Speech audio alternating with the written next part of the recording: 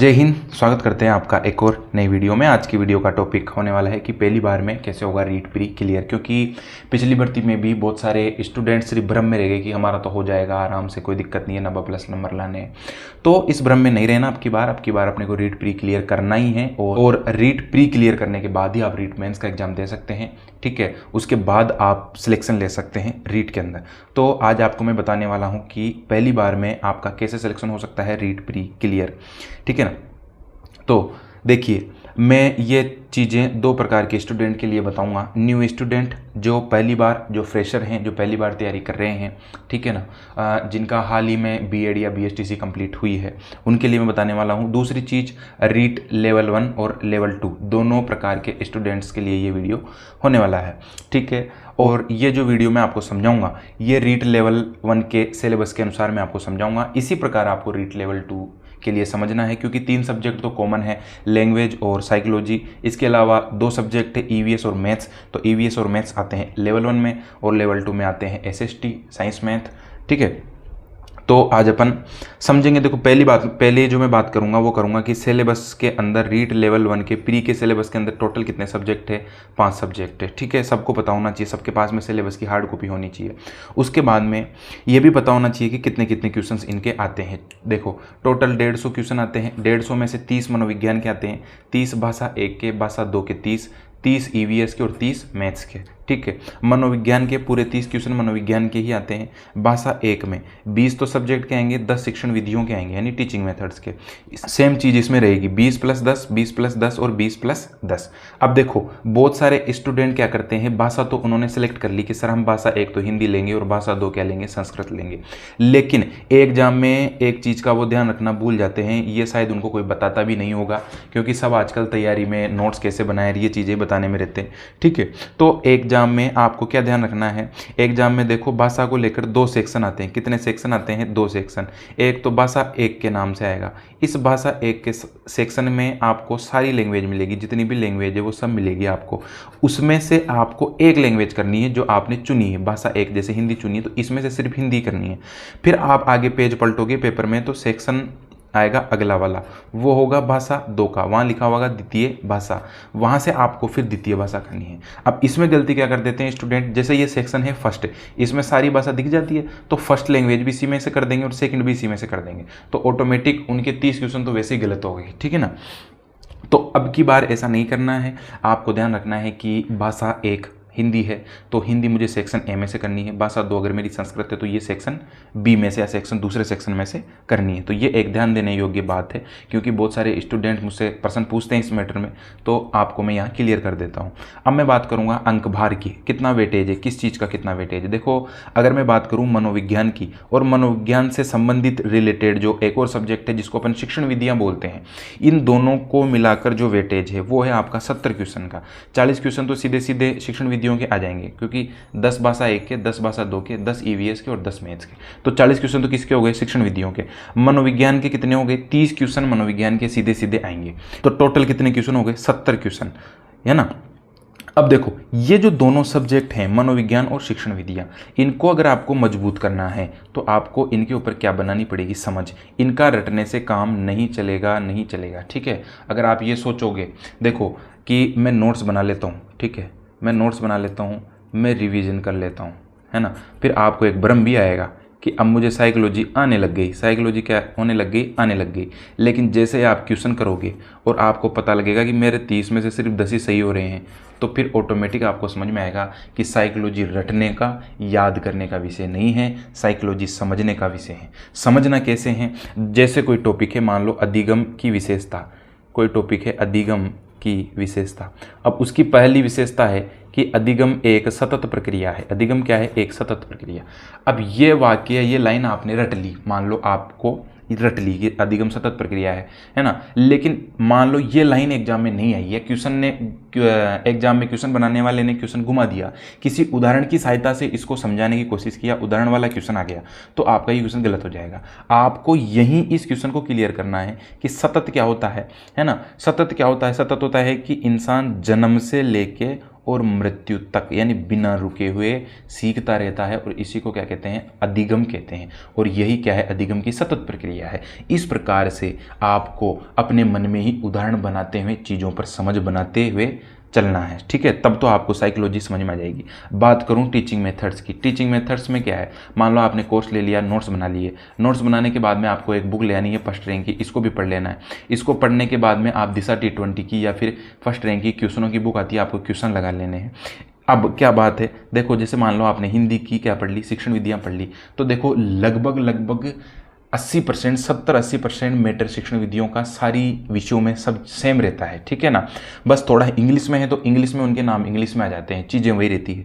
तो teaching methods पढ़ने का भी एक तरीका है। आप उस तरीके से पढ़ोगे तो आपको टीचिंग मेथड सबसे सरल सब्जेक्ट लगेगा, और आप एक घिसे पिटे तरीके से, एक कॉमन तरीके से पढ़ोगे तो आपको टीचिंग मेथड्स भी सबसे ज़्यादा कठिन लग सकता है, ठीक है ना। तो आपको समझना है, एक सब्जेक्ट की टीचिंग मेथड्स को दूसरे सब्जेक्ट से लिंक करके आप आराम से ऑटोमेटिक दूसरे सब्जेक्ट को पढ़ सकते हैं, ठीक है।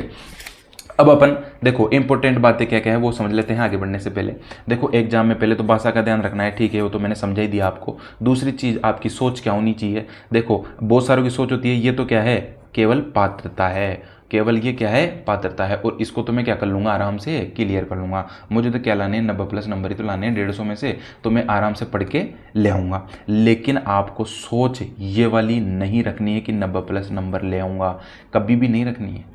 आपको सोच रखनी है जब तक मेरे टेस्टों में, जब मैं घर पे बैठ के टेस्ट दूंगा, जब तक मेरे टेस्टों में 110+ या 115+ नंबर नहीं आ जाते, तब तक मैं मेहनत करता रहूँगा, पढ़ता रहूँगा। दूसरी चीज़ नेगेटिव मार्किंग नहीं है, तो इसको भी लोग बाग क्या ले लेते हैं, पेपर को फिर हल्के में ले लेते हैं कि न तो नेगेटिव मार्किंग, और आराम से 150 क्वेश्चन आएंगे, 150 में से अपन तुक्के भी मारेंगे तो भी सही हो जाएंगे। तो मैं पहले एक गलतफहमी दूर कर दूं, तुक्का नाम की कोई चीज़ नहीं होती है। आप तुक्के मारोगे, आपका कोई क्वेश्चन हो गया तो हो गया सही, वरना सारे गलत होते हैं, ठीक है ना। यह है। दूसरी चीज़ क्या ध्यान रखनी है, कंटेंट लिमिटेड पढ़ना है, क्वेश्चन अनलिमिटेड करने हैं, है ना। ये प्री का एग्जाम है, ऐसा नहीं है कि आप 3 किताबें ले आए साइकोलॉजी की, तीनों ही कंप्लीट नहीं हुई, फिर आप वहाँ एग्जाम में आपके माइंड में तनाव आ रहा है, ऐसा नहीं करना है। लिमिटेड कंटेंट आपको पढ़ना है, ठीक है, बार बार उसी कंटेंट को दोहराना है। अनलिमिटेड क्या करनी है, आपको क्वेश्चन अनलिमिटेड करने हैं, ठीक है ना। तो ये तो हो गई इंपॉर्टेंट बातें जो ध्यान रखनी है। अब देखो, अब बात आती है साइकोलॉजी और शिक्षण विधियों के बाद में मैं बात करूंगा गणित की। गणित को डेली अपने शेड्यूल में ऐड करके चलना है, और डेली 1 से 2 घंटे इसके लिए निकालने हैं आपको। उसमें क्या करना है, उसमें जो भी कॉन्सेप्ट है, जो भी कॉन्सेप्ट टीचर आपको समझा रहा है, जितने टाइप के आपको सवाल समझा रहा है, वो टाइप के सवाल आपको समझने हैं, उनको याद करना है, उनको दिमाग में बिठाना है, और फिर रोज़ क्या करना है, प्रत्येक टॉपिक के 5-5 क्वेश्चन करना है। प्रत्येक टॉपिक के रोज़ कितने क्वेश्चन करते जाना है, 5-5 क्वेश्चन करते जाना है, ठीक है। अब देखो, हो सकता है गणित किसी स्टूडेंट को क्या लगे, कठिन लगे कि सर मुझे तो गणित बहुत कठिन लगती है, और पिछली बार हो सकता है आपका गणित की वजह से ही प्री क्लियर नहीं हुआ हो। तो ऐसे स्टूडेंट के लिए क्या करना चाहिए, देखो उनके मन में एक सवाल होता है कि सर हम गणित को स्किप कर दें क्या। देखो पहली बात तो गणित को पूरी तरीके से आप स्किप नहीं कर सकते। आप सिर्फ कुछ टॉपिक्स जो आपको मतलब आपको कठिन लगते हैं, जिनसे आपको डर लगता है, जो आपको समझ में आपको लगता है कि ये मुझे समझ में नहीं आएंगे, मैं कितना ही समझ लूँ, उन टॉपिक्स को जरूर आप छोड़ सकते हैं। बाकी पूरी गणित आप नहीं छोड़ सकते। आपको शिक्षण विधियाँ पढ़नी पड़ेगी, इसके अलावा 2 से 5 टॉपिक आप छोड़ सकते हैं, बाकी नहीं छोड़ सकते। अगर आप छोड़ते हैं, मान लो आपने स्किप किया कोई टॉपिक, उसकी पूर्ति कहाँ से करेंगे आप, उसकी पूर्ति अदर सब्जेक्ट से करेंगे। हो सकता है EVS, psychology, Hindi, English, Sanskrit, इनको फिर अब आप अच्छे ढंग से करोगे तैयार। मतलब इसके जो 5 नंबर है, इसके 5 या 7 नंबर है, वो आपके इधर आने चाहिए। मतलब कुल मिला के आपका प्री क्लियर होना चाहिए, मेन उद्देश्य ये है। उसके बाद मैं बताता हूँ ईवीएस पढ़ने का विषय है, याद करने का विषय है। आपने कोर्स ले रखा है तो आप नोट्स बना लो उसके, वरना मुकेश पंचोली सर की बुक ले आओ, बुक को पढ़ लो। इनका यूट्यूब चैनल भी है, इनकी बुक भी है, ठीक है। और क्या करो, क्वेश्चंस करो। अब आते हैं, माना कि 3-4 महीने में क्या हो गया, आपका मनोविज्ञान क्लियर हो गई, आपकी भाषा क्लियर हो गई, और भाषा 2 क्लियर हो गई। 3-4 महीनों की बात कर रहा हूँ मैं। इसमें आपके मान लो 3 सब्जेक्ट क्लियर हो गए। क्लियर होने का मतलब या कंप्लीट होने का मतलब क्या है कि आपने इनका 2-3-4 बार रिवीजन कर लिया हो, PYQ आपने प्रत्येक टॉपिक वाइज 50 से 100 PYQ कर लिए हों और आपने एनालिसिस कर लिया हो, मतलब गलत चीज़ों को आपने एक बार देख लिया हो कि ये मेरी क्यों गलत हुई है। अब उसके बाद में क्या करना है, अब आपके दो सब्जेक्ट है EVS और मैथ, तो मैथ तो आपका डेली चल ही रहा है ना, ये तो आपका डेली चल ही रहा है। अब है बात EVS की। EVS में क्या करना है, EVS वही याद करना है, ठीक है, टॉपिक वाइज क्वेश्चन करने हैं, एनालिसिस करना है, गलत क्वेश्चन होते हैं तो उनको अलग नोटबुक में नोट करना है, ठीक है। ये 3 से 4 महीने का आप आराम से कंप्लीट कर सकते हो सिलेबस को समझ के साथ में, बड़े आराम से 10 घंटे रेगुलर पढ़ाई के साथ में। अब देखो जो कंप्लीट हो गए, माना कि 3 से 4 महीने के बाद में सर 3 महीने तो आपने कहा कि ये कंप्लीट कर लो, फिर उसके बाद EVS कंप्लीट कर लो। अब EVS चालू हो रही है तो इनका रिवीजन कैसे करेंगे, इनका रिवीजन ऐसे करेंगे, देखो मार्केट से क्या लानी है, एक बुक लानी है मॉडल पेपर की, उसमें कितने मॉडल पेपर होंगे, 10 है ना, ये खत्म होने के बाद दूसरी ले आना। लेकिन पहले इसको समझ लो, मान लो आप मॉडल पेपर दे रहे हो पहला, मॉडल पेपर दे रहे हो पहला, उसमें वही 5 सेक्शन है, 5 सब्जेक्ट है, 5 सब्जेक्ट में से आपके क्या क्या क्लियर हो गए, सर मनोविज्ञान भाषा 1 भाषा 2 क्लियर हो गई, तो इसके जो 30 क्वेश्चन हैं, इन तीनों के 30 क्वेश्चन आपको उसमें से करने हैं और उसका फिर एनालिसिस करना है कि 30 में से मेरे 20 गलत हो रहे हैं या फिर 10 गलत हो रहे हैं, 5 गलत हो रहे हैं, तो वो क्यों गलत हो रहे हैं इतना पढ़ने के बावजूद भी। तो आपको इनके माध्यम से वापस क्या करना है, उस सब्जेक्ट का रिविजन करना है गलत क्वेश्चनों के माध्यम से। जैसे माना आप क्वेश्चंस कर रहे हो, जैसे मनोविज्ञान का कर रहे हो, मनोविज्ञान में मान लो अधिगम से रिलेटेड कोई क्वेश्चन आया, वो आपका गलत हो गया, तो आपको वापस अधिगम टॉपिक पूरा पढ़ना है मनोविज्ञान में से। जैसे मान लो आपका विलोम शब्द का कोई क्वेश्चन गलत हो गया, तो उस विलोम शब्द के कोई क्वेश्चन को आप अलग कॉपी में नोट कर लो या उस विलोम शब्द को अलग अलग नोट कर लो कि ये मेरा गलत हुआ है, ठीक है ना। हो सकता है ऑप्शंस की वजह से गलत हुआ हो, तो चारों ऑप्शन ही आप नोट कर लो, चारों ऑप्शन आपके माइंड में रहने चाहिए। तो इस प्रकार से आपको क्या करना है, फिर रिविजन करना है। समझ में आ गया। अब देखो 3 से 4 महीने के बाद में अब आप क्या पढ़ रहे हो, EVS पढ़ रहे हो, बाकी 4 चीज़ें आपकी कंप्लीट है, इनके तो आप सिर्फ क्या कर रहे हो, रोज 30 क्वेश्चन कर रहे हो। अब इसके साथ साथ आपको क्या करना है, फुल मॉक टेस्ट भी लगाना है आपको, ठीक है। हो सकता है आप संडे को लगाओ, हो सकता है वीक में आप 2 बार लगाओ, और इसका क्या करना है, आपको एनालिसिस भी करना है। इसका फ़ायदा क्या मिलेगा आपको कि सर इसका फ़ायदा बताओ, अभी से ही आप लगवा रहे हो, 3-4 महीने बाद ही, हमने तो सोच रखा है कि एग्जाम के जब 1-2 महीने रह जाएंगे तब अपन फुल मॉक टेस्ट दे लेंगे। लेकिन आप नोटिस करना, कोई भी ऐसा स्टूडेंट या आपके ऊपर भी ये चीज़ अप्लाई करके देखना, जब आपने ये सोचा था कि मैं एग्ज़ाम आने के पास में 10 मॉडल पेपर या 5 मॉडल पेपर या 20 मॉडल पेपर कर जाऊंगा तो मेरा सिलेक्शन हो जाएगा, तो ऐसा नहीं हुआ होगा। क्यों? क्योंकि आपको अंतिम समय में एक डर रहता है। डर किस चीज़ का रहता है, जैसे आपके मान लो आप मॉक टेस्ट देना चालू करें, आपके गलत हो रहे हैं क्वेश्चन, तो गलत क्वेश्चनों को हैंडल करने का जो एक तरीका होता है वो फिर आपको नहीं आएगा, क्योंकि वो शुरुआत से ही बनानी पड़ती है। फिर आप तनाव में आ जाओगे कि मेरे 150 में से 70 क्वेश्चन गलत हो रहे हैं, 150 में से 40 गलत हो रहे हैं, 150 में से 50 गलत हो रहे हैं, क्या चक्कर है, तो आप तनाव में आ जाओ। तो ये चीज़ आपको शुरुआत से करनी पड़ेगी। शुरुआत से मतलब है कि 3-4 महीने पहले आप पढ़ लो, फिर उसके बाद में फुल में मॉक टेस्ट लगाना क्या कर दो, चालू कर दो। और जब तक रुकना नहीं है मॉक टेस्ट लगाते हुए, जब तक आपके 110 प्लस नंबर मॉक टेस्ट में नहीं आने लग जाए तब तक आपको लगाते ही रहना है, ठीक है। कितने टेस्ट देने हैं सर, कम से कम 50 तो देने हैं, 50 प्लस 50 तो देने हैं आपको, 50 तक तो रुकना ही नहीं है, ठीक है ना। अगर हो सकता है आपके 30 टेस्ट आपने दिए और 30 टेस्ट में ही आपके क्या रहे हैं, बढ़िया 110 प्लस नंबर आ रहे हैं, तो आप क्या कर सकते हो, फिर रिवीजन करो और साथ साथ मेंस भी, आप मेंस के एक दो सब्जेक्ट भी ले सकते हो। रीड पीरी के साथ में मेंस की तैयारी कैसे करते हैं अगला वीडियो में इसी के ऊपर बनाऊंगा, जो कल परसों या पहले दिन आ जाएगा, ठीक है। अब अपन बढ़ते हैं आगे। देखो अब मैं बात करता हूँ लेवल 2 वाले सब्जेक्ट्स की, है ना, लेवल 2 वालों की। देखो लेवल 2 के अंदर क्या होता है, SST होती है, इसमें 50 प्लस 10 यानी 50 क्वेश्चन आते हैं और 10 किसके आते हैं, शिक्षण विधियों के। GK कैसे याद होगी, अनलिमिटेड क्वेश्चन करने हैं और अनलिमिटेड रिवीजन करना है, तब जाके आपको क्या होगी, GK। इसके अलावा हर 15 दिन में आपको क्या करना है, रिवीजन करना है। हर 15 दिन में आपको क्या करना है, रिवीजन।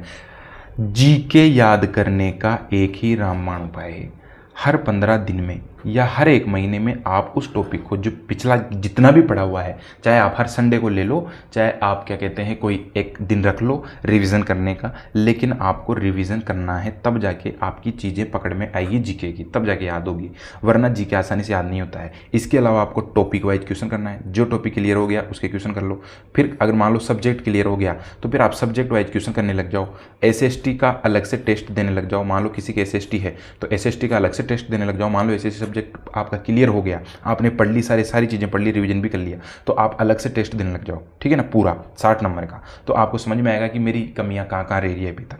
इसके अलावा साइंस मैथ वालों के 30 क्वेश्चन आएंगे, 20+10 20+10। तो साइंस वालों को तो एनसीईआरटी से पढ़ना है और क्वेश्चन करना है, बाकी इधर जो डेली 1-2 घंटे देने हैं जो मैथ को देने हैं ही, ठीक है ना। अब मैं बात करूंगा जो पिछली रीट प्री में 2-5 नंबर से रह गए, ठीक है ना। अब तक अपन नए स्टूडेंट की बात कर रहे थे, और ये जो 2-5 नंबर से जो रह गए स्टूडेंट, अगर ये भी चाहे कि सर हम तो नए स्टूडेंट की तरह ही तैयारी करेंगे अब की बार, तो आप भी वो चीज़ या वो फॉर्मूले अप्लाई कर सकते हैं अपने ऊपर, वैसे आप पढ़ सकते हैं। लेकिन अगर आप 2-5 नंबर से रह गई पिछली बार, तो अब की बार आपको 1-2 महीने में पहले तो चीज़ों पर समझ बना लेनी है। माना कि पिछली बार कोई सब्जेक्ट आपका कमज़ोर रह गया हो, कोई टॉपिक आपका कमज़ोर रह गया हो, उस टॉपिक पर आपको क्या बनानी है समझ, और उस टॉपिक को क्या करना है, क्लियर करना है, बिल्कुल, है ना। हो सकता है पिछली बार आपने क्वेश्चंस नहीं किए हों, अब की बार आपको क्या करना है, क्वेश्चंस भी करने हैं। पिछली बार हो सकता है आपने टेस्ट नहीं दिए हों, अब की बार आपको टेस्ट भी देने हैं, और टेस्ट कितने देने हैं, 50+ देने, और तब तक नहीं रुकना जब तक 110+ नंबर नहीं आ जाएं टेस्ट में, ठीक है ना। ये है, अगर आप ये सब करते हो तो आपका सिलेक्शन रीट प्री में या रीट प्री क्लियर होना तो क्या है, पक्का है ही सही, ठीक है ना। तो मैं ये मान के चल रहा हूँ कि जो 2-5 नंबर से रह गए होंगे उनको क्या है, 60% चीज़ें तो आती है, 60% जो कंटेंट है वो तो उनको आता है, जो भी सिलेबस में से 40% चीज़ें हैं, तो वो 40% चीज़ों पर ही आपको क्या करना है, काम करना है।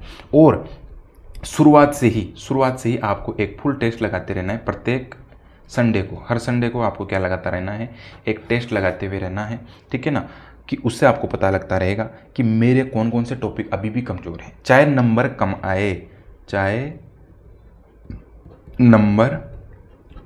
आए, लेकिन आपको क्या लगाते हुए रहना है, मॉक टेस्ट लगाते हुए रहना है, ठीक है। इसके अलावा अब जो मैं मेन चीज़ बता रहा हूँ वो आपको ध्यान देने की ज़रूरत है। उसके बाद में मैं आपको बुक लिस्ट बताऊँगा और यूट्यूब चैनल्स बताऊँगा। देखो, डेली टारगेट बनाकर पढ़ना ही पढ़ना है, ठीक है ना। बहुत सारे स्टूडेंट नहीं पढ़ रहे हैं अभी भी डेली टारगेट बना के, लाइब्रेरी में आते हैं, उनको पता नहीं है मुझे क्या पढ़ना है क्या नहीं पढ़ना, जो किताब वो उठा लेते हैं बस उसी में लगे रहते हैं पूरे दिन भर, या फिर दिन भर में 4-5 सब्जेक्ट वो पढ़ रहे हैं। तो अपना डेली टारगेट ज़रूर बनाओ, और डेली टारगेट में आपको क्वेश्चंस के लिए 1 से 2 घंटे या 1 से 1.5 घंटे आपको रखने ही रखने हैं। मैं फिर बता रहा हूँ, क्योंकि अगर आप सिर्फ पढ़ते जाओगे, पढ़ते ही जाओगे, क्वेश्चंस नहीं करोगे, तो हो सकता है आप इस बार भी सिलेक्शन से रह जाओ, ठीक है। अपनी पढ़ाई को कंटिन्यू रखनी है, रेगुलर रखना है, बिना एक भी दिन की छुट्टी किए बगैर। आप छुट्टी कब कर सकते हैं, माना कि आपको पढ़ते हुए 20-25 दिन हो गए, अब आपको लग रहा है कि नहीं मुझे 1 दिन का या 2 दिन का क्या लेना चाहिए, रेस्ट लेना चाहिए, तब आप ले सकते हैं। बाकी ऐसा नहीं कि 2 दिन लाइब्रेरी गए फिर 3 दिन की छुट्टी, फिर 3 दिन गए फिर 2 दिन की छुट्टी, ऐसा नहीं करना है। लिमिटेड कंटेंट आपको पढ़ना है, ठीक है। क्वेश्चंस करने हैं, टेस्ट आपको करने हैं, और 50+ टेस्ट आपको करने हैं। अब मैं आपको बताऊंगा बुक लिस्ट और सेल्फ स्टडी के लिए यूट्यूब चैनल्स। देखो, मनोविज्ञान के लिए आप अवनी पब्लिकेशन की बुक आती है, ला सकते हैं, बहुत अच्छी बुक आती है।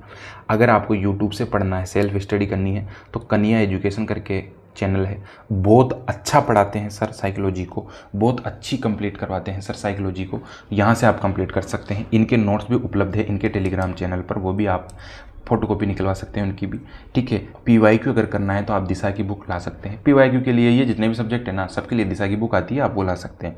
भाषा 1 अगर आपकी हिंदी है तो नवीन हिंदी व्याकरण नाम से एक बुक आती है 9 to 12, वो बुक आप पढ़ सकते हैं। ज़्यादा से ज़्यादा क्वेश्चन करने हैं हिंदी के आपको, और ये क्वेश्चन आपको कौन करवाएगा, यूट्यूब पर सुनील सर करवाते हैं, आराम से वहाँ और समझ सकते हैं चीज़ों को। भाषा 2 अगर संस्कृत है तो साफल्यम बुक बहुत अच्छी है, यूट्यूब पर किरण चौधरी मैम पढ़ा रही है। PYQ करना है तो दिशा की बुक आती है, ठीक है ना। और इंग्लिश अगर आपको पढ़ना है तो पवन गोस्वामी सर है, इनका यूट्यूब चैनल भी है, इनकी बुक भी है, और इनका ऐप भी है, ठीक है। लेवल 2 वाले जिनके सब्जेक्ट, लैंग्वेज की बात नहीं कर रहा मैं, जिनके सब्जेक्ट इंग्लिश है वो भी इनसे पढ़ सकते हैं। EVS की बात करूं तो मुकेश पंचोली सर है यूट्यूब पर, इनकी बुक भी आती है EVS की, बहुत अच्छी बुक आती है, ठीक है ना, वो पढ़ सकते हैं। मैथ्स की बात करूं तो मैथ्स में देखो, एक तो नरेश सर है, एक कृष्णा सर है, एक किशोर सर है, एक राकेश यादव सर है। ये राकेश यादव सर SSC के लिए पढ़ाते हैं, यहाँ से आप फ्री में चीज़ें कंप्लीट कर सकते हैं, यूट्यूब पर इन्होंने फ्री में पढ़ाया हुआ है, ठीक है। बात करूँ नरेश सर की, तो नरेश सर यूट्यूब पर पढ़ाते हैं, इनका खुद का ऐप भी है, कोर्स ले सकते हैं। किशोर सर भी बहुत अच्छा पढ़ाते हैं, लेकिन अगर मैं कहूँ कि किसी एक का कोर्स लेना हो तो आप जो कलाम के कृष्णा सर है, इनका आप अलग से मैथ का कोर्स ले सकते हैं कलाम ऐप से और पढ़ सकते हैं, और बाकी क्वेश्चंस आप इनके भी कर सकते हैं, इनके भी कर सकते हैं, इनके भी कर सकते हैं। और बुक की बात करूँ तो रामनिवास माथुरिया की बुक आती है क्वेश्चंस की, आप यहाँ भी से भी कर सकते हैं। ठीक है, लेवल 2 की बात करूँ SST की, तो SST की दक्ष पब्लिकेशन की बुक आती है, आप वो ला सकते हैं, और GGD से आप वीडियो देख सकते हैं। साइंस की बात करूँ तो साइंस NCERT से पढ़ो, और कलाम की बुक आती है, या फिर वो ले आओ, या फिर यूट्यूब से समझना है तो EG साइंस करके एक चैनल है, शायद आई थिंक उनका नाम साहिल सर है। PYQ अगर आपको करना है तो दिशा की बुक आती है यूट्यूब से, खूब यूट्यूब पर साइंस की वीडियो हैं PYQ से रिलेटेड, क्वेश्चन से रिलेटेड, आप वो देख सकते हैं। मैथ मैंने समझा ही दिया, इंग्लिश मैंने बता ही दिया। तो कुल मिला के आपके ये बुक लिस्ट और सेल्फ स्टडी से संबंधित क्या हो गई,